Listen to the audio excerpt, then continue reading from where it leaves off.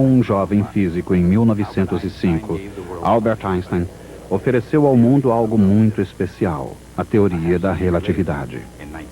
Meio século mais tarde, em 1955, ano da morte de Einstein, os Estados Unidos desviavam rapidamente a atenção de uma guerra e dos efeitos devastadores da bomba atômica e contemplavam um futuro que brilhava com a promessa de um átomo pacífico.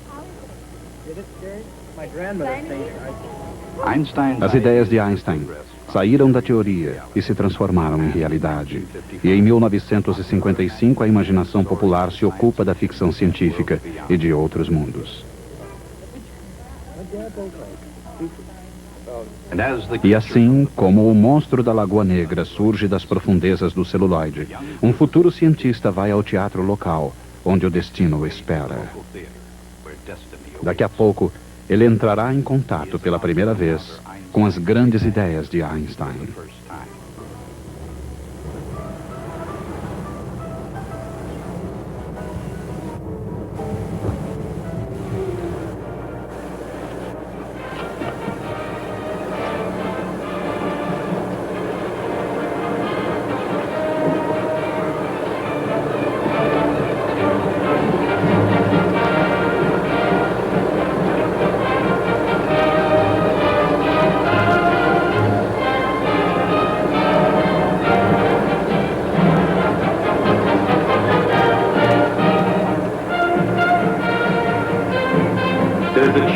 Um calafrio percorre o ar. Isso significa que chegou novamente a hora. Enquanto a febre da série mundial toma conta dos Estados Unidos, 1955 poderá ser o ano dos grandes acontecimentos. E isso não é motivo para contentamento no Bronx. Vamos até o estádio Yankee. Bill Snowroll. Remate para Polders e Jolien finalmente arremessa depois que a bola tocou na sua luva. Bob Serve arremessa para Amoros e os Dodgers estão mais próximos do seu primeiro título da Série Mundial. Polders parece a pessoa mais calma no estádio.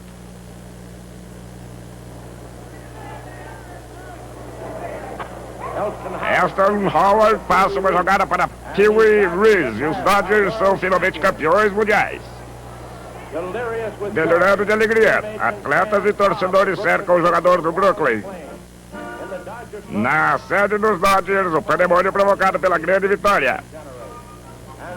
Impondo o ritmo de alegria, Gil Rogers, Duke Snyder e Don Newcomb. Este é o grande dia de beisebol do Brooklyn. Os jornais dão notícias e manchetes. A ponte do Brooklyn vira uma grande confusão por ocasião desse monumental evento.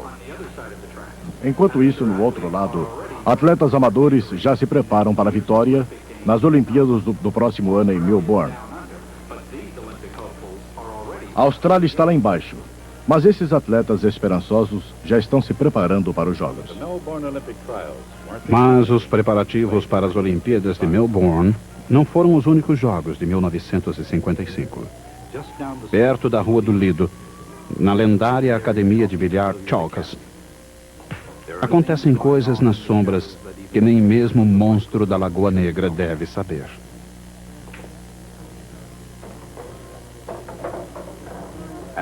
No momento, Bertrand Metralhadora Berkowitz luta para manter sua coragem. O alto e o baixo estão para terminar. Não é de admirar que o campeão recorra a todos os truques com seus dedos hábeis e bem cuidados.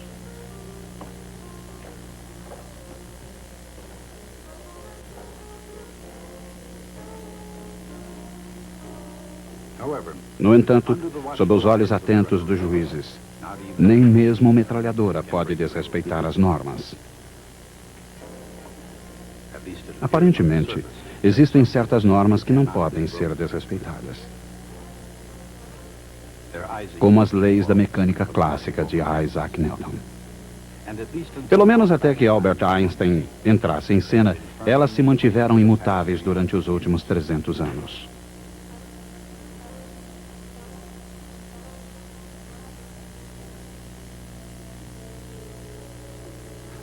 De acordo com a primeira lei de Newton, uma bola não para, a menos que alguma coisa a faça parar.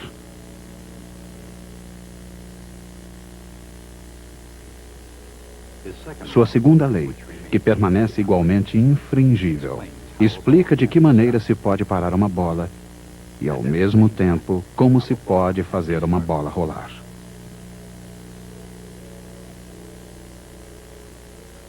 A quantidade de movimento de uma bola de bilhar ou de qualquer outra coisa é igual à sua massa vezes sua velocidade.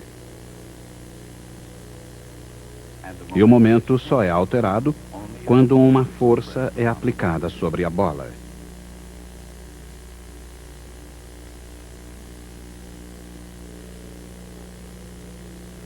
Mas quando duas bolas colidem, a força sobre uma das bolas é igual e oposta à força sobre a outra.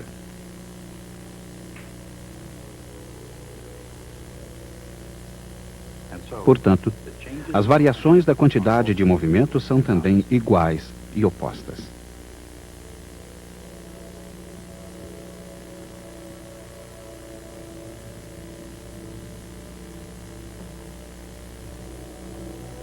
É por isso que a quantidade de movimento total das duas bolas permanece constante.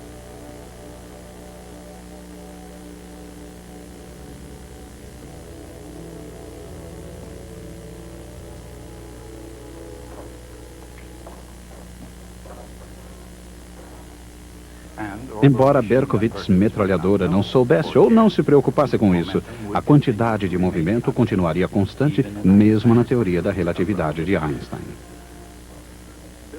Bill Haley e seus cometas atingiram o primeiro lugar das paradas de sucessos com Rock Around the Clock. No mundo do cinema, uma notícia triste. Milhões de fãs se recusam a aceitar o fato de que James Dean está morto. Mas no dia 30 de setembro, a estrela em ascensão de 1955 morre em chamas. Enquanto os fãs lamentam a perda do rebelde sem causa, o mundo inteiro se despede do professor favorito de todos. Com a morte de Albert Einstein, disse seu amigo e colega Steve Rabi, uma grande luz se extinguiu no mundo da física. Muitos o conheciam pelo calor de sua personalidade, sua bondade, seu notável senso de humor. Embora Einstein tivesse partido, a força das suas ideias, que alteraram o próprio significado de tempo e espaço, desempenharia um papel importante no futuro. E um jogo de bilhar espacial no futuro remoto pode ilustrar uma das suas mais sérias consequências. Albert, com o seu velho amigo, Henry, movimenta-se a uma velocidade próxima à velocidade da luz. E como os rapazes que jogam bilhar aqui na Terra, Albert e Henry respeitam todas as regras do jogo. Por exemplo, especialmente no espaço exterior, é fácil observar que nada está realmente em repouso.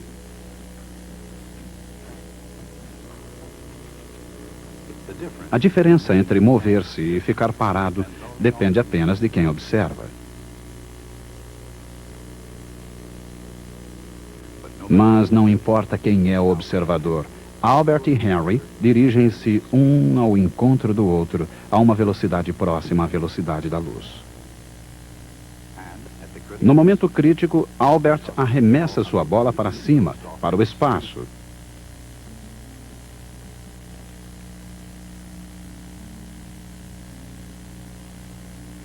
Henry, por sua vez, lança uma bola idêntica, exatamente com a mesma velocidade.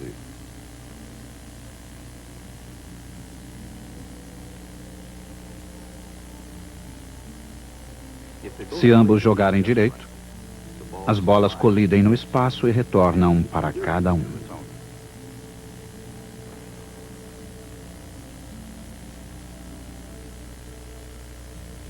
Para que isso possa acontecer, Albert atira sua bola para cima com a velocidade UA.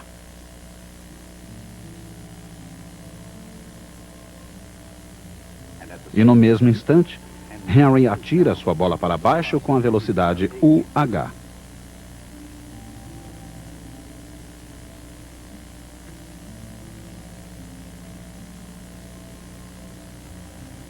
Com a sincronização perfeita, elas entram numa rota de colisão que as faz voltar ao ponto de onde partiram.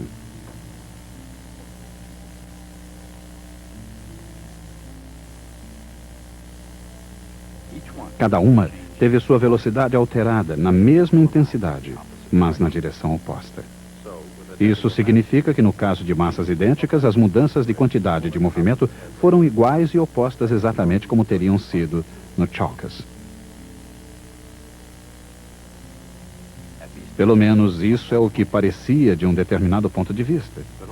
Mas todos os críticos sérios do jogo sabem que é necessário um diagrama espaço-tempo para observar as coisas de uma perspectiva correta.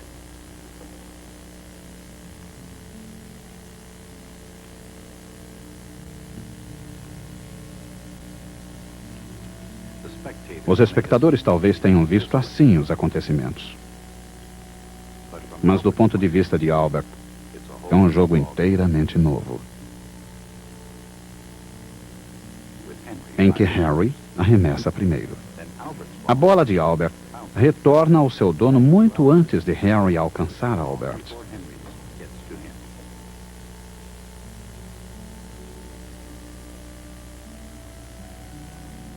Em outras palavras, do ponto de vista de Albert, o veloz Henry iniciou o jogo enquanto Albert esperou um instante crucial para lançar sua bola de bilhar no espaço.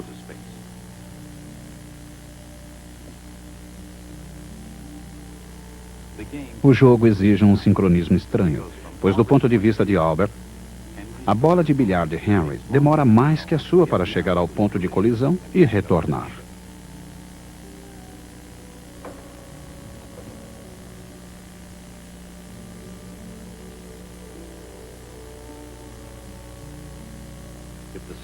Se o mesmo acontecesse a duas bolas que colidissem numa mesa de bilhar, teríamos a impressão de que a bola azul era maior, pois ela não se desvia tanto quanto a outra bola. Isso seria verdade em termos quantitativos. No sistema de referências de Albert, a bola de Henry foi lançada a uma velocidade U'(H), enquanto a sua bola foi lançada com velocidade U'(A).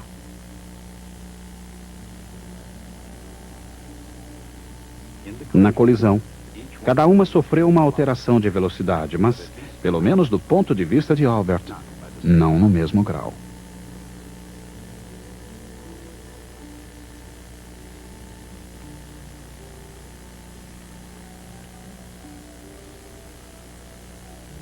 Assim, para que possa ocorrer a mesma variação da quantidade de movimento, a bola veloz de Henry age como se tivesse uma massa maior.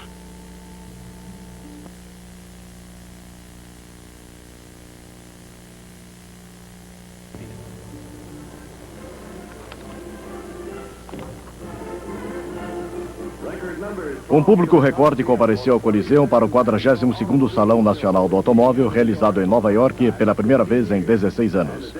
Para compensar o tempo perdido, o salão é montado com grande luxo. Há uma grande exibição de potência com uma infinidade de motores e acessórios nos 124 modelos expostos. Os carros são mais longos e mais baixos do que nunca, graças em parte às rodas menores de 14 polegadas. A maioria dos 51 milhões de carros usados hoje parecem caixotes em comparação com esses barcos de sonho. Na categoria de barcos de luxo, este modelo oferece tudo ao executivo atarefado. Assim, o trabalho compensa. Observa-se uma tendência a carros mais esportivos, mais coloridos. Os gênios de design de Detroit acompanham o país. O automóvel americano pode ser sólido, mas até mesmo uma nave espacial sem peso possui uma certa massa. De acordo com a lei de Newton, a massa é o que relaciona a força à aceleração.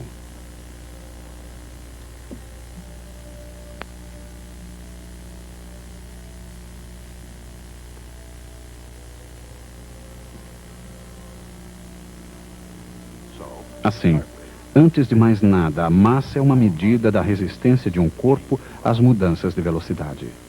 Um carro, por exemplo, oferece mais resistência do que uma bola de bilhar.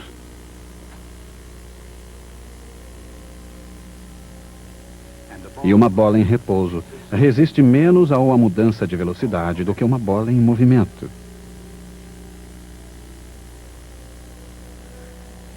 Particularmente quando submetida a velocidade próxima à velocidade da luz.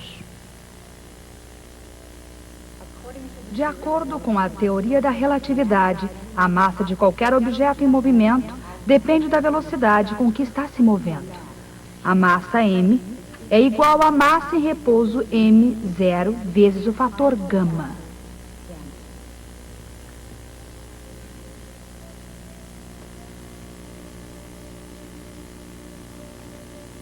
Assim, através de todo o universo, a massa, como o tempo e a distância, dependem de ponto de vista.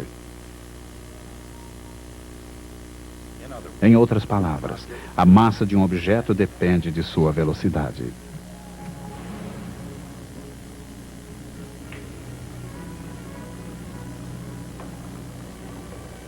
Neste outono, temos um novo programa de televisão para a garotada, o Capitão Canguru.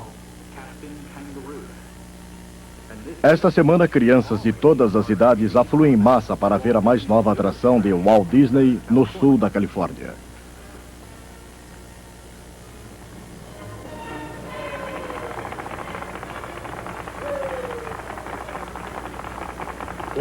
Nossas boas-vindas a todos que chegam a esse lugar de felicidade. A Disneylândia é de vocês. Aqui a idade revive lembranças do passado e os jovens podem saborear o desafio e a promessa do futuro. A Disneylândia é dedicada aos ideais, aos sonhos e aos fatos reais que produziram os Estados Unidos, com a esperança de que ela será uma fonte de alegria e inspiração para todo mundo. Muito obrigado. Disney precisou penhorar sua casa e seu seguro de vida, mas parece que irá valer a pena. Já presente no fronte científico, o futuro é agora.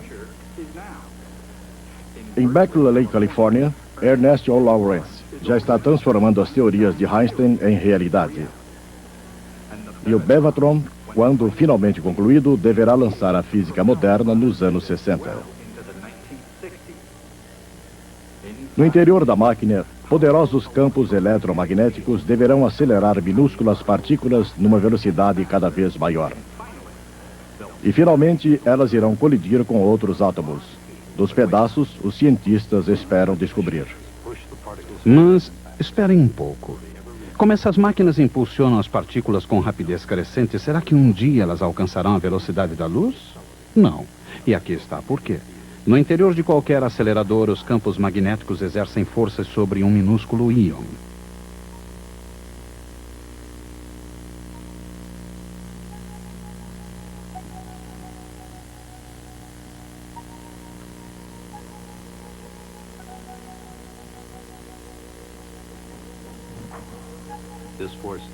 Essa força aumenta a quantidade de movimento, m vezes v do íon. Assim, a velocidade aumenta. Mas à medida em que a velocidade de um objeto aumenta, aumenta também a sua massa.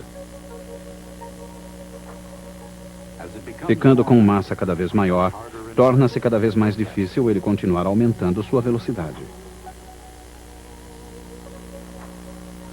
A quantidade de movimento do íon e sua energia continua aumentando, mas sua velocidade jamais atinge a velocidade da luz, por mais que seja impulsionado.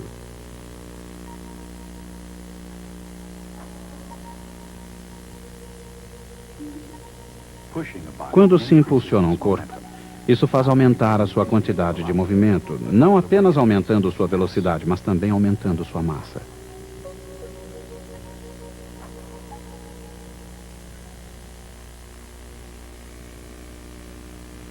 E a energia de um corpo? Toda vez que uma força age sobre um corpo, ou um corpo age sobre um objeto, a energia cinética aumenta.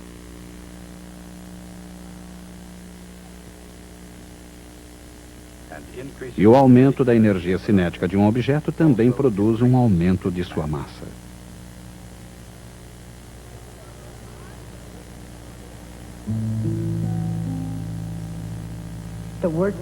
O trabalho realizado por um corpo é igual à força integrada sobre a distância através da qual ele se move. Esse trabalho se transforma na energia cinética do corpo.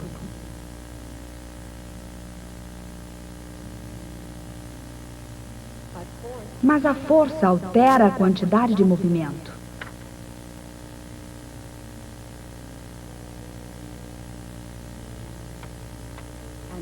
E a quantidade de movimento depende da massa, que também varia com a velocidade.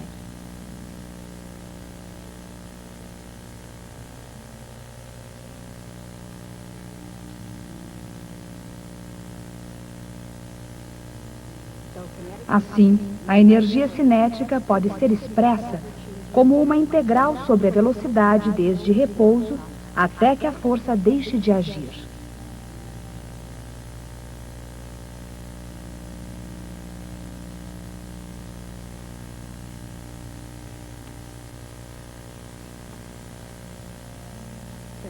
O resultado parece mais complicado do que realmente é. Em baixas velocidades, K é a metade da massa vezes a velocidade ao quadrado.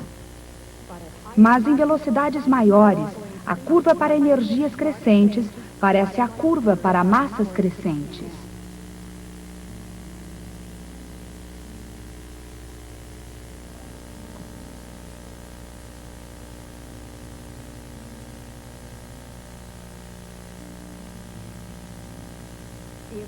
A equação mostra por quê.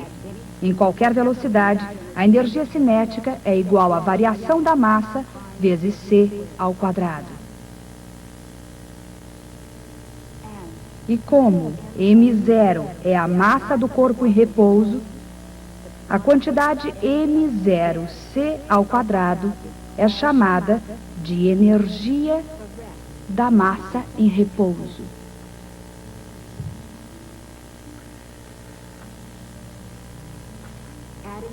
Somando-se energia cinética à energia da massa em repouso, temos a energia total do corpo.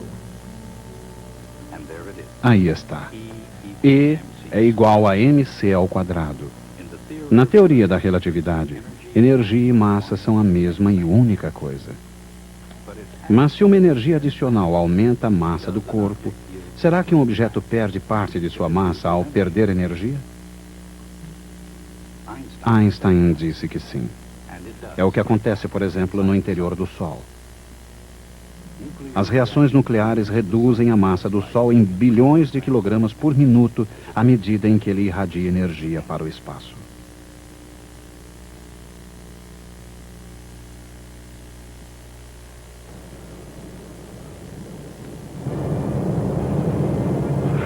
Desde o primeiro momento em que o homem controlou a energia do Sol sobre a Terra, a humanidade vive sob uma nuvem de devastação potencial. Mas hoje os cientistas estão aprendendo a domar o poderoso átomo e a canalizar a sua energia para fins pacíficos. Na Assembleia das Nações Unidas, o presidente Eisenhower decidiu enfrentar o novo desafio dos átomos para a paz. Contra o negro pano de fundo da bomba atômica, os Estados Unidos não desejam simplesmente exibir força, mas também o desejo e a esperança da paz.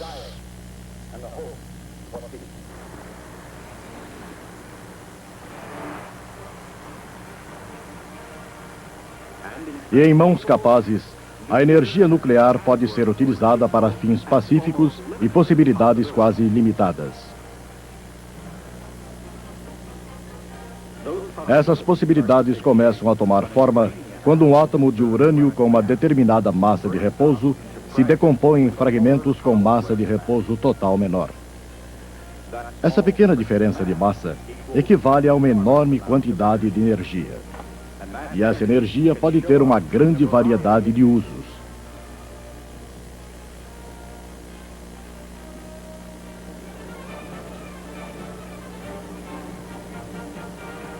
Por exemplo, Argon em Idaho tornou-se a primeira cidade do mundo iluminada pela energia atômica. Onde, quando e como isso vai acabar, ainda é assunto de especulação e motivo de preocupação dos cientistas de amanhã.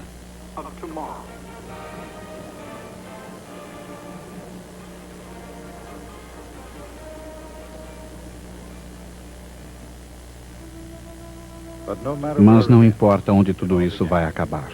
Tudo começou com Albert Einstein.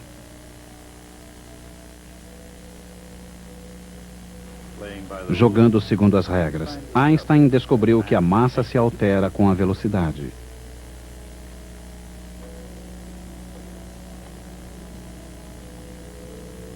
e que a própria massa e energia devem ser entidades equivalentes.